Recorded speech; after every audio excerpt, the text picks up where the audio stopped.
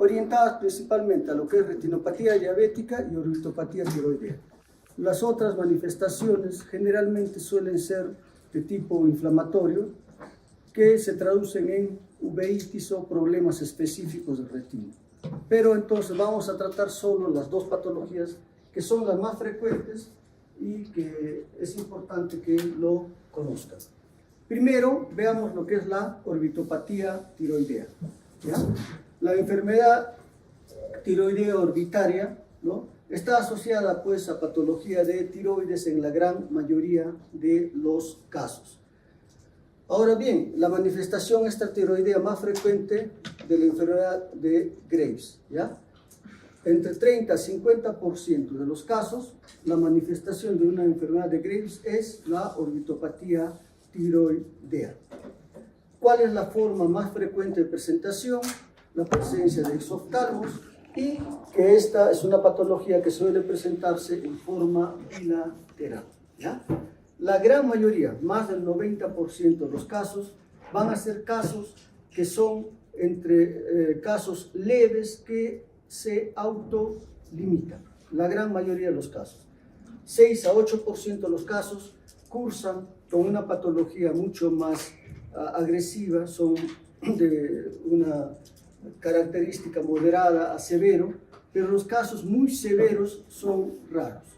Pero dentro de esta severidad sí tengamos en cuenta lo que es la patología del nervio óptico compresiva, que se presenta en 5% de los casos, y esto sí puede causar ceguera. Entonces va a haber distintos grados de compromiso visual con amenaza potencial de lo que es la agudeza visual. ¿Cuándo va a verse alterada la agudeza visual? Cuando existe alteración en el nervio óptico por fenómenos compresivos, o cuando existe problemas a nivel de la córnea por el exoftalmos, donde hay lesión corneal. Esto es mucho más frecuente en las mujeres, 6 a 1, pero los cuadros más graves suelen darse en los varones, en una proporción de 5 a 1. Vean la incidencia anual, 16 casos por 100.000 en caso de las mujeres y 3 casos por 100.000 en caso de los hombres, ¿ya? Y tienen una distribución binodal en los dos géneros, que implica que en las mujeres hay un pico entre los 30 y 44 años y otro entre los 60 y 64. De la misma manera, en los varones hay un pico entre los 45 y 49 y otro entre los 65 y 69, ¿ya? Ahora, en el 90% de los casos se presenta asociado a lo que es el hipertiroidismo. Un porcentaje minoritario, 4%, va con hipotiroidismo. Principalmente un hipotiroidismo que es resultado de pronto de una tiroiditis de Hashimoto que ha tenido un sobretratamiento y fue al hipotiroidismo. Aunque el hipotiroidismo primario también es una causa de esta oftalmopatía de Graves, pero recuerden, 4% hipotiroidismo. Y un 6% de los casos puede presentarse en pacientes eutiroideos. Pacientes eutiroideos que en los próximos 12 meses, un 50% de ellos podría presentar orbitopatía. Entonces, ¿qué es lo que va a existir en un cuadro de una orbitopatía tiroidea? Va a haber pues una reacción inflamatoria por respuesta antígeno-anticuerpo que va a tener como órganos blancos ¿a qué? A los miofibroblastos y a lo que es el tejido adiposito. Esos dos órganos son los que van a ser las estructuras blanco en este tipo de patología. Entonces, ¿qué ocurre en esta patología? Que va a haber pues una reacción autoinmune contra los fibroblastos orbitarios.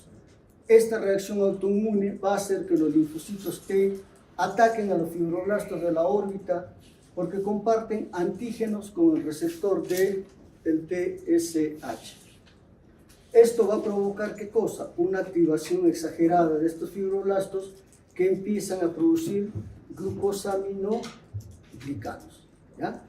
Esto es el estadio inicial de este proceso que va a condicionar la acumulación de matriz extracelular y por lo tanto una expansión del tejido orbitario. Los glucosaminoglicanos, como el ácido hialurónico, tienen la propiedad de retener agua. Y esta retención de agua va a producir, ¿qué cosa? Un edema y aumento de volumen de los músculos extraoculares del tejido adiposo orbitario. ¿Ya? ¿Esto a qué va a llevar? A que exista pues una proptosis. ¿Por qué razón? Porque esa reacción inflamatoria que se está gestando dentro de lo que es la órbita va a hacer que el tejido orbitario, el globo ocular, sea empujada hacia adelante, que es la única estructura por donde pueda salir hacia adelante, y esto genera proptosis. Pero de la misma forma como este globo ocular está siendo empujado hacia adelante, produciendo la proptosis, esta reacción inflamatoria puede producir compresión en lo que es el ápex orbitario. El ápex orbitario es una estructura bastante dinámica porque a través de las hendiduras que existe ahí, a través del canal óptico que existe ahí, va a haber una comunicación entre lo que es el globo ocular con el sistema nervioso central. Entonces, esta reacción inflamatoria va a producir pues lo que es la proptosis y va a producir lesión también en el ápex orbitario, principalmente compresión del nervio óptico.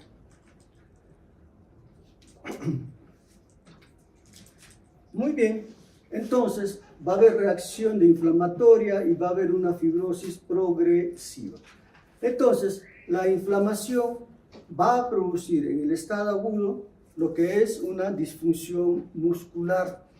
Esta disfunción muscular va a hacer que los músculos extraoculares no cumplan una función adecuada, de tal forma que esto va a tener una traducción clínica que es la visión doble, la diplopia. ¿Ya? Con el tiempo, estos músculos extraoculares que inicialmente están edematizados van a dar lugar a lo que son procesos de cicatrización y va a haber una fibrosis muscular. Y esa fibrosis muscular va también a tener relación con problemas de movimiento ocular. Va a haber un estrabismo residual y ese estrabismo residual ya en la etapa de curación tiene que ser pues operada. Y en los casos más severos va a existir una compresión del nervio óptico que puede llegar a una neuropatía óptica compresiva, que es la forma más grave de presentación de esta orbitopatía tiroidea. Entonces, resumiendo todo lo que pasa en esta reacción inflamatoria, entonces pues la reacción inflamatoria autoinmune va a hacer que los fibroblastos orbitarios son estimulados en forma anormal, al igual que lo que es el tejido adiposito, provocando inflamación, edema y fibrosis progresiva, lo que genera exoftalmos, restricción ocular y en los casos graves, neuropatía óptica. ¿Ya? Entonces, en una reacción inflamatoria de este tipo, ¿qué es lo que va a constituir una orbitopatía tiroidea? Un proceso inflamatorio agudo.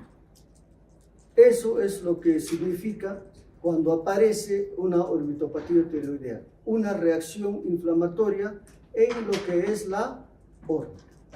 Y toda esa reacción inflamatoria va a causar pues de que el paciente tenga una proptosis, tenga infiltración de los músculos extraoculares, de la grasa orbitaria, y esto condiciona la restricción de movimientos, la visión doble, etc.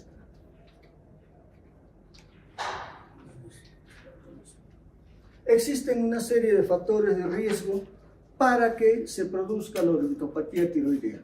Algunos de ellos son modificables, otras no. Dentro de lo que son no modificables, tenemos pues la mujer, que habíamos dicho que hasta en tienen orbitopatía hasta 6 veces más que los varones. Entonces, el hecho de ser mujer ya tiene factor de riesgo que no es modificable. marcadores genéticos, si son de ascendencia europea, si son pacientes que tienen una órbita pequeña, pues la manifestación va a ser mucho más, digamos, manifiesta, ¿ya? Y dentro de los modificables tenemos lo que es el tabaco, la aplicación del yodo 131, la presencia de disfunción tiroidea, hipercolesterolemia, estrés, etc. ¿Ya? Entonces, dentro de lo que son factores de riesgos, la hormona estimulante de la tiroides es importante. ¿Por qué? Porque esto está presente en el fibroblasto orbitario en pacientes con enfermedad tiroidea. De tal forma que cuanto mayor sea la cantidad de este factor, va a haber mayor asociación con lo que es la enfermedad tiroidea orbitaria, tanto en que esto se presente, ¿no?, en un estadio de eutiroidismo o no. Entonces, esto es un factor que cuanto más alto está, se convierte en un factor de ocurrencia de enfermedad tiroidea orbital. Se dice que cuando la cantidad es de 4 a 5 veces más que lo normal, hay mucho más posibilidad de desarrollar esta patología. Dentro de lo que viene a ser factores modificables, el tabaco constituye un factor muy importante. Personas fumadoras tienen hasta 7 veces más posibilidades de desarrollar orbitopatía tiroidea, siendo en estos pacientes esta presentación una presentación mucho más grave y una presentación que va a tener mayor tiempo para que pueda recurrir. El riesgo de progresión o desarrollo se da principalmente post inoculación de yodo 131 en pacientes pues que así lo requieran. Ahora, el tabaco es importante en estos casos porque su eliminación o el ya no estar en interacción con el tabaco va a mejorar la calidad de vida, y aparte que va a hacer de que esta enfermedad no se manifieste con tanta agresividad. El yodo radiactivo es importante también en lo que es la génesis de la orbitopatía tiroidea, ya sea porque va a aparecer de nuevo o por lo que va a hacer que la progresión de esta sea más agresiva. Entonces, cuando hay la aplicación de yodo 131, esto ya tiene que ser un manejo también endocrinológico, porque se ha visto que con corticoides orales disminuye lo que viene a ser pues la progresión de esta orbitopatía.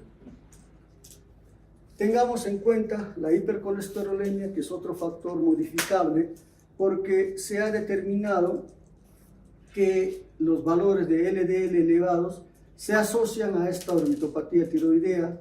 Hay peor respuesta al tratamiento inmunosupresor, ¿no?, endovenoso cuando hay LDL elevado. Entonces, cuando estamos frente a un paciente portador de una orbitopatía tiroidea, hay que también pues ver todos los elementos que están contribuyendo a que esta patología se vuelva más agresiva o demore mucho más, ¿ya? Entonces, cuando tenemos a un paciente portador de orbitopatía tiroidea, va a haber una manifestación, la misma que va a estar relacionada con lo que es afectación de las partes blandas, ¿ya? La retracción palpebral, presencia de proptosis, neuropatía óptica y una miopatía descriptiva, ¿ya? Cosas que ya hemos estado conversando. Entonces, el cuadro clínico, de acuerdo a las manifestaciones que vamos a ver, va a dividirse en un cuadro clínico leve, moderada, grave y la grave. Una clasificación de gravedad dada por el Grupo Europeo de la Orbitopatía de Graves, el EUGOGO, ¿ya? Entonces, la leve es cuando hay un impacto mínimo sobre lo que es la calidad de vida, prácticamente la manifestación de lo que significa lo que es la reacción inflamatoria es leve o poco manifiesta. En lo que es la moderada o grave, va a haber pues una afectación de las partes blandas mucho más grave, puede haber retracción palpebral mucho mayor, presencia de diplopia y una proptosis que puede ser de 3 milímetros o más. Y ya la grave es cuando hay pérdida de visión por una neuropatía óptica o por problema de lo que es afectación corneal. Entonces, cuando hay afectación de las partes blandas, ¿qué es lo que va a manifestar el paciente? Manifestará pues sensación de arenilla, enrojecimiento ocular, lagrimeo, fotofobia, párpados hinchados, malestar retroocular, etc. Recuerden pues que hay una reacción inflamatoria que está involucrando músculos extraoculares, tejido graso, lo que es toda la parte retroorbitaria junto con párpados, conjuntiva, etc. Y esta es la forma de presentación de un cuadro de orbitopatía aguda en los pacientes. Vean acá que se está observando algún grado de lo que es edema a nivel de la conjuntiva, edema palpebral, en un caso de lo que es afectación de las partes blandas. Entonces, en estas partes blandas va a haber pues una signología que es bastante rica. Podemos encontrar congestión epibulbar, edema periorbitario, insuficiencia e inestabilidad lagrimal, lesiones epiteliales, porque al haber una proptosis hay menor cierre palpebral, hay menos lubricación del párpado, que podría producir queratoconjuntivitis límbica superior, adelgazamiento corneal, etc. ¿No? Vean en la imagen superior la forma como se manifiesta en el estado agudo una orbitopatía tiroidea, que está primando una reacción inflamatoria en todo lo que significa conjuntiva, párpados. Si este paciente pudiéramos hacer que mueva los ojos, probablemente habría restricción de movimientos por la reacción inflamatoria que está sucediendo a nivel muscular, etc. Entonces, esta es una de las formas de presentación de la orbitopatía tiroidea. La retracción palpebral constituye la principal forma de manifestación de la orbitopatía tiroidea. Habíamos dicho que la orbitopatía tiroidea, en más del 90% de los casos, tiene una manifestación leve. Y la principal forma de manifestación es la retracción palpebral, más del 90% de los casos. ¿Ya? Esta es una forma de expresión donde el paciente va a tener una hendidura palpebral mayor que una persona normal. Esta es una retracción palpebral. Y esta retracción palpebral, en la gran mayoría de los casos, también evoluciona, pasa en forma sin que haya ningún tipo de tratamiento. Así como parece, pasa. ¿Ya? Y esta es la forma más frecuente de presentación. La que sigue en forma de frecuencia de presentación es la reacción inflamatoria de partes blandas que acabamos de comentar. Cuando hablamos de esta retracción palpebral, esta situación donde se muestra más esclera en párpado superior o en párpado inferior, o en los dos, eso se llama el signo de Dar-Rimple, por si acaso. Si hacemos que este paciente mire hacia abajo, la visión va a ser, o el párpado va a bajar con mucha lentitud. Y eso es el signo de Von Graf. ¿Ya? Entonces, esta es la forma más frecuente de presentación de lo que vendría a ser una orbitopatía tiroidea. La otra forma de manifestación viene a ser la proptosis.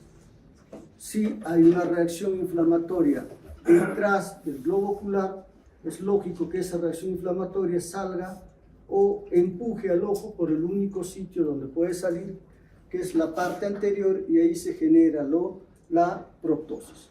Proptosis que es axial, puede ser unilateral o bilateral, simétrica o asimétrica que va a entorpecer lo que es el cierre palpebral, lo cual traerá consecuencias de daño a nivel de la córnea, que se traduce por ojo seco, que se traduce por diferentes grados de queratitis, porque va a haber pues una queratopatía por exposición. Esta queratopatía por exposición puede dar lugar a una ulceración corneal, a infecciones, etc. Entonces, la proptosis va a presentarse en qué situaciones, cuando exista una inflamación de partes blandas.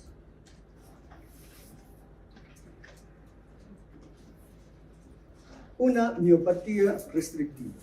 La proptosis está siendo causada porque hay una inflamación de músculos extraoculares, hay una inflamación de tejido graso. Si hay compromiso de los músculos extraoculares, ¿esto qué va a producir? Va a producir dificultad en los movimientos oculares, una restricción de movimientos oculares. Y esa restricción de movimientos oculares se presenta en 30-50% de los casos. En un estadio agudo habrá un edema inflamatorio que posteriormente dará lugar a una cicatrización en la etapa de curación. Y en cualquiera de las dos etapas, ¿qué es lo que va a existir? Va a existir una visión doble. ¿Ya?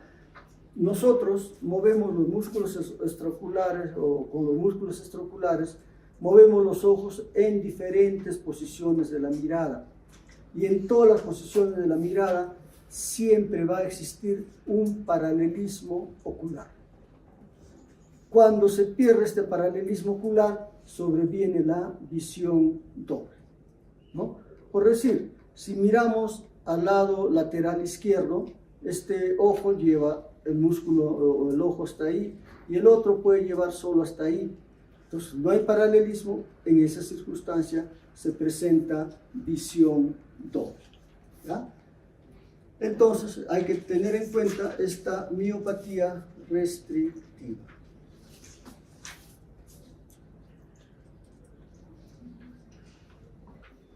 Y la otra forma de manifestación viene a ser la orbitopatía compresiva, que se presenta en 5 o 6% de los casos y va a haber una compresión del nervio óptico por los músculos extraoculares que están totalmente edematizados y que están comprimiéndolo en su lugar de ingreso a través del canal óptico.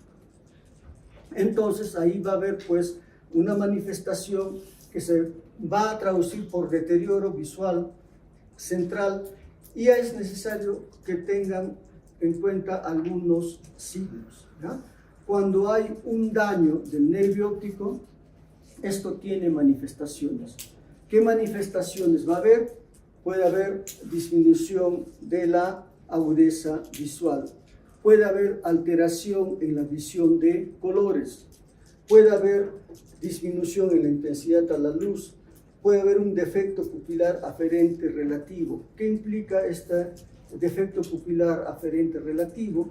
A que el ojo está en una situación de midriasis que cuando se ilumina con la luz no va a producir respuesta. Esto es una manifestación de patología del nervio óptico, ¿ya? Entonces, cuando hay una neuropatía óptica compresiva, va a haber pues alteraciones en lo que es la agudeza visual, junto con desaturación de colores, junto con lo que es la desaferentación pupilar, puede haber edema de papila, etc. Esta es la manifestación más grave de lo que es el nervio, la orbitopatía tiroidea.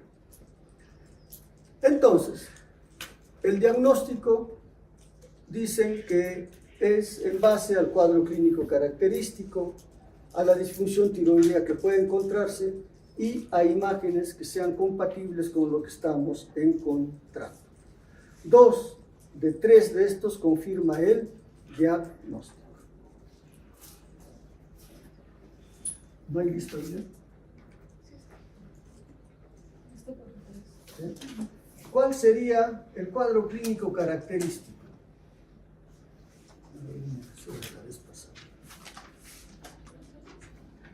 Sánchez Gómez Shamira. ¿Está? No hay Sánchez Gómez Shamira. Hoy día justo no está. Arenas Callata Nicole. Esos son listas pasadas. ¿Ah? Son listas pasadas. Sí, pues está bien, pero son los referenciales. ¿Cuál se supone es el signo característico? Ya. En la gran mayoría de los casos, retracción palpebral. Después, ¿qué otra cosa podemos encontrar? Ya. Y ahí, ¿qué va a haber? No, signos. ¿Ya? Edema,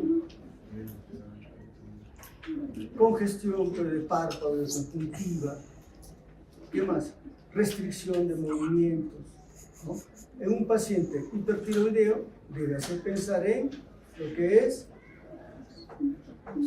enfermedad tiroidea. Entonces, el cuadro clínico característico implica eso, que en 93% de los casos hay retracción del párpado superior. Exhortamos en 62% de los casos que es manifestación del proceso inflamatorio que está viéndose en órbita, acompañado de diplopia, dolor ocular, lagrimeo, etc. Encontraremos después disfunción tiroidea, imágenes compatibles. ¿Cuál es la diferencia fundamental entre la foto superior e inferior?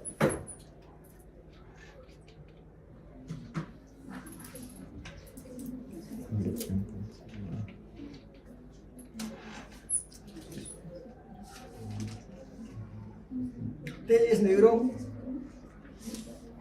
¿Hay Telles Negrón? ¿No está?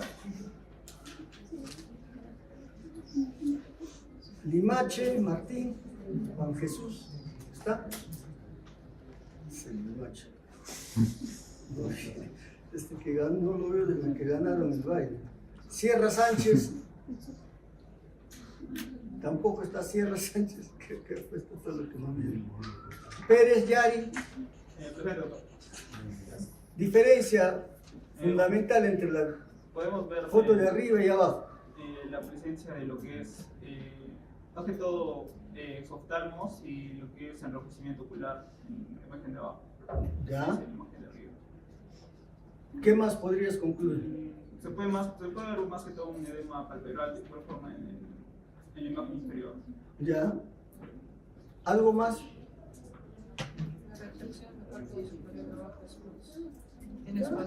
En la foto de abajo hay retracción de párpado superior e inferior, porque puede haber en los dos. ¿Algo más?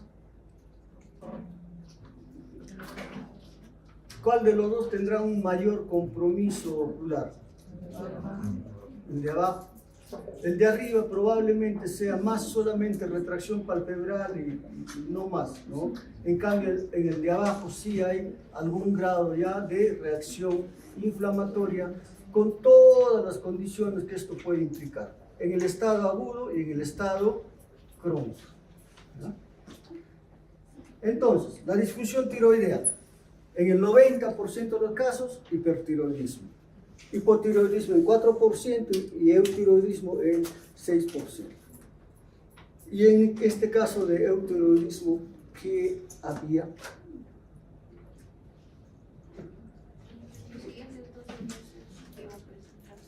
Podría presentar un cuadro de orbitopatía tiroidea, o sea, tampoco es de que sea eutiroidea 100%. ¿Ya?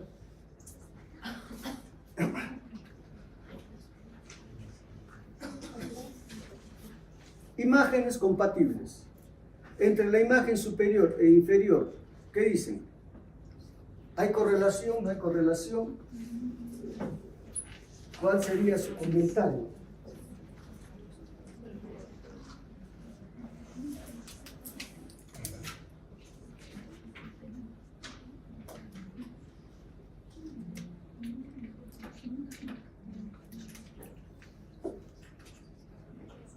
¿Qué comentario merecería?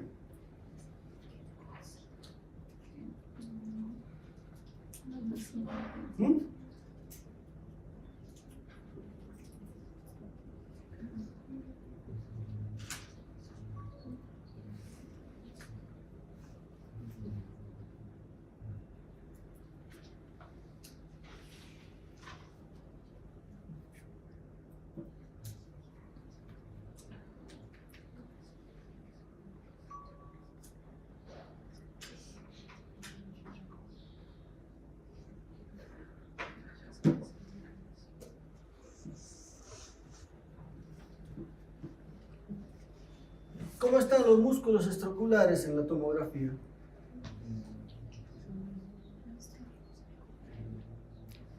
Podría decirse que están normales, ¿no? Compatible con el cuadro superior, donde no hay mayor proptosis, etc. Quizás sí pueda haber algún grado de disfunción palpebral.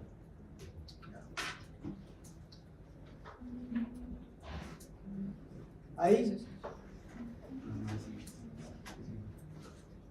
¿qué hay?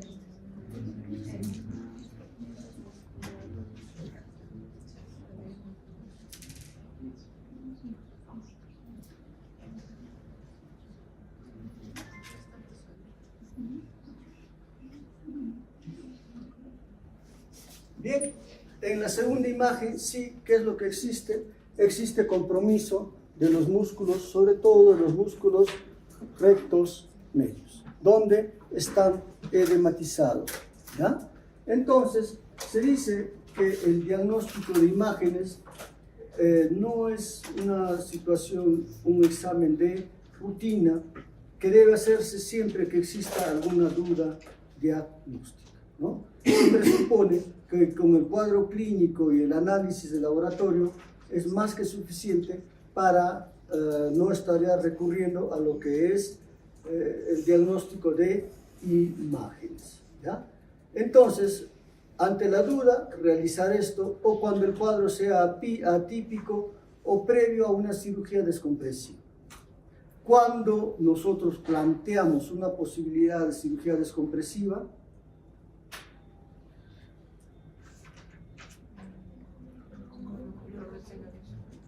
cuando compromete el nervio óptico, cuando exista sospecha de compresión del nervio óptico. ¿Y cómo nos damos cuenta que puede haber compresión del nervio óptico? Disminución de la agudeza visual,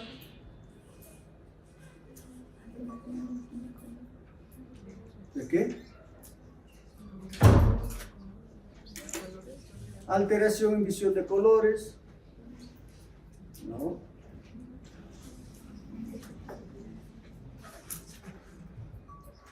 Defecto pupilar aferente, ¿ya? Una pupila midriática que no reacciona a la luz. Entonces, en esas circunstancias hay que decir, pues, puede haber un compromiso, hay que descartar porque puede ser necesario una descompresión óptica. Y cuando hay aumento del volumen de los músculos extraoculares, siempre se respeta lo que es el tendón, no se afecta, ¿ya? Y esta forma de expresión, esto es bastante alta, hasta el 80% de los pacientes. Entonces, un paciente que tiene una orbitopatía tiroidea va a tener dos fases de presentación.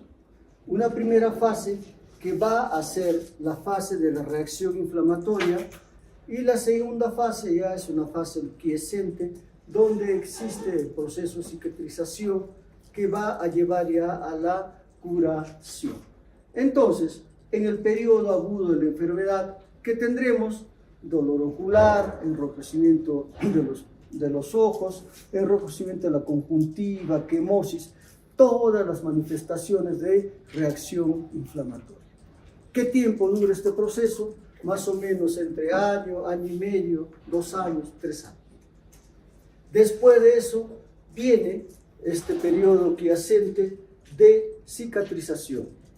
En el periodo agudo, ¿qué es lo que se hace? Apagar el incendio, la reacción inflamatoria.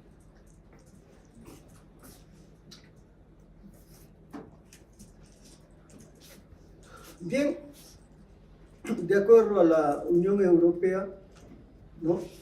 ¿Cuál es la parte más grave de la enfermedad?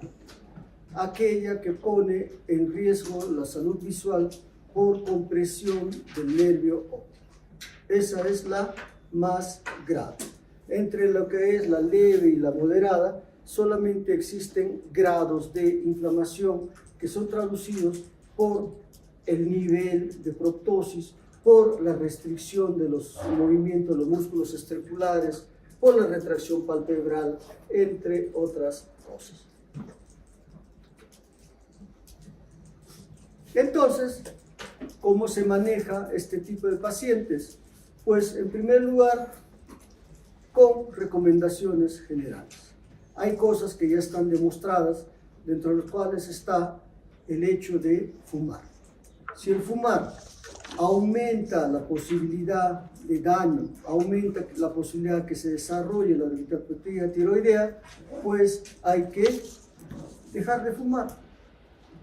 Hay que tratar la disfunción tiroidea. Recuerden, 90% de los casos van con hipertiroidismo. ¿Ya? Y hay que ver lo que es el tratamiento de ojo seco. Recuerden que en parte importante de estos pacientes va a haber una reacción inflamatoria que produce proptosis, que va a hacer que la superficie corneal esté expuesta a daño. Y la única forma de evitar daño es a través de la lubricación, porque el parpadeo no va a cumplir su cometido. Entonces, el paciente debe ser tratado con lágrimas artificiales como si fuese un ojo seco. Y además ayuda en todo este proceso el suplemento de selenio. ¿Ya? Son cosas que ya están probadas, que dan resultados. Entonces, pues en el manejo de estos pacientes hay que usarlos.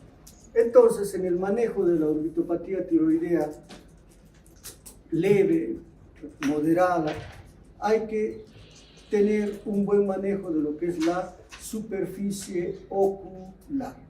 ¿Por qué? Porque este aumento de lo que viene a ser la apertura palpebral, el exoftalmos, etc., va a producir pues inflamación de la superficie ocular y ojo seco.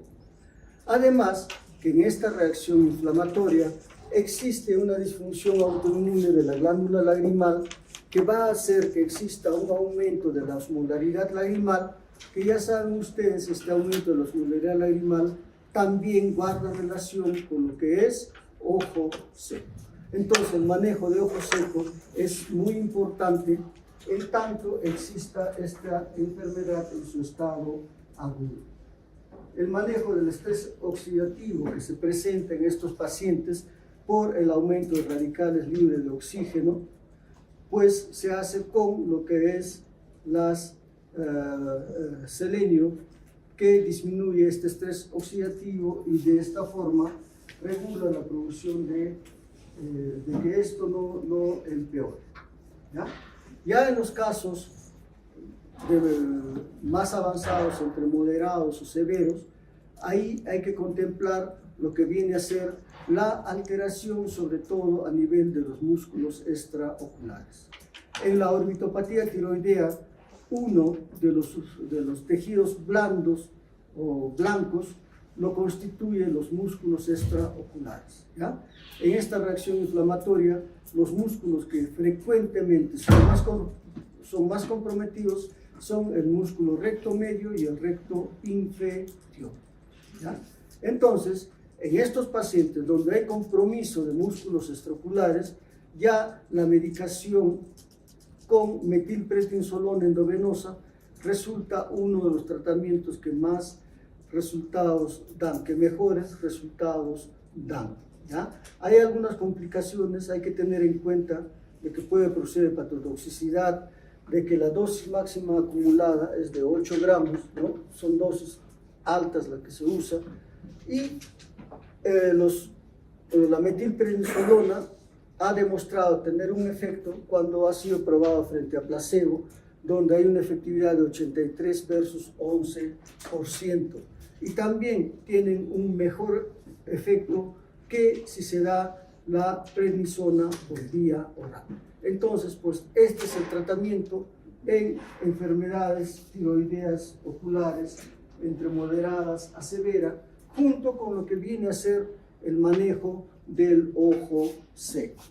A este proceso de lo que viene a ser manejo endovenoso, pues también se puede dar tratamiento de radioterapia y últimamente una serie de lo que son medicamentos biológicos. Entonces, para enfrentar a esta patología sí existe buen arsenal, solamente que los productos biológicos, algunos de ellos todavía no lo tenemos en el Perú. ¿Ya? Bien, ¿y qué hacemos en el estado más severo de la orbitopatía tiroidea, que es el compromiso del nervio óptico por compresión? Pues hay que descomprimir. No hay otro tratamiento. ¿Ya? Todo lo demás no sirve. ¿Por qué? Porque la compresión va a hacer de que se pueda complicar el nervio óptico. Entonces, cuando pasa el estado agudo de la enfermedad, que es sobre el año y medio, 2 años, entonces este proceso de cicatrización va a tener lugar y el tratamiento que se va a tener que hacer, muchos de ellos, es pues quirúrgico.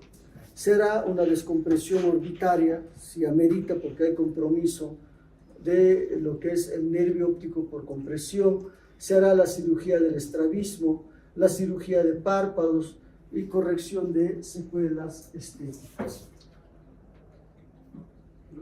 Entonces, la descompresión orbitaria es importante.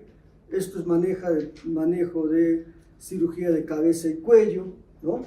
Entonces, pues, va a producir una reducción promedio del exoftalmos de 4.56 milímetros, pero lo que sí va a actuar principalmente es en la mejoría de la agudeza visual por esta situación de compresión a la que está siendo expuesta.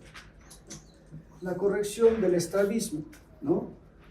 La corrección del estrabismo es algo que se tiene que hacer si se encuentra que existe una visión doble, sobre todo en la posición primaria de la mirada. ¿Ya? Entonces, esta cirugía se debe de hacer cuando ya exista una situación que no hay un estado agudo de la enfermedad. ¿Ya?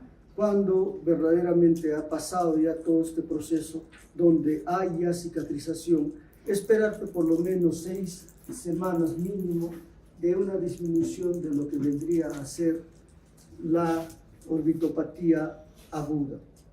Y la retracción palpebral, que en la gran mayoría de los casos desaparece en forma espontánea, pero en los que no, sí hay que hacer una operación para corregir esta retracción palpebral.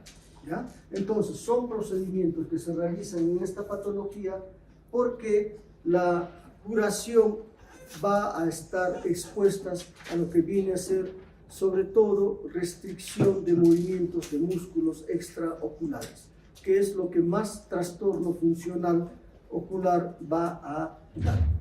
¿Ya? Entonces, la EUGOGO, que es la Unión Europea sobre lo que es orbitopatía tiroidea, ha hecho una serie de recomendaciones, las cuales se siguen a nivel mundial y hay pues buenos resultados. ¿Ya? Si bien esta es una enfermedad considerada rara, pero potencialmente puede hacer que se pierda lo que es la agudeza visual. Y la agudeza visual se pierde ¿por qué mecanismos?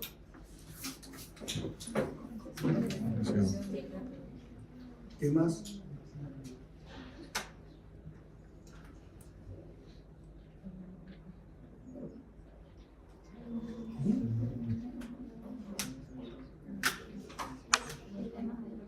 ¿Y cuál era el otro? Se me ha pasado una diapositiva.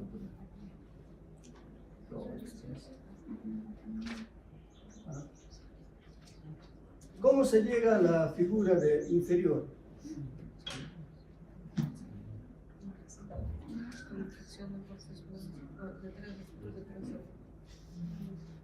Claro, una ulceración corneal, etc. Pues. Y esto también es una causa de disminución de la visión, de ceguera.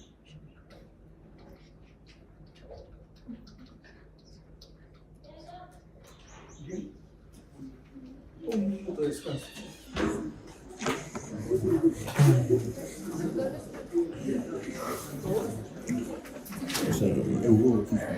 O sea,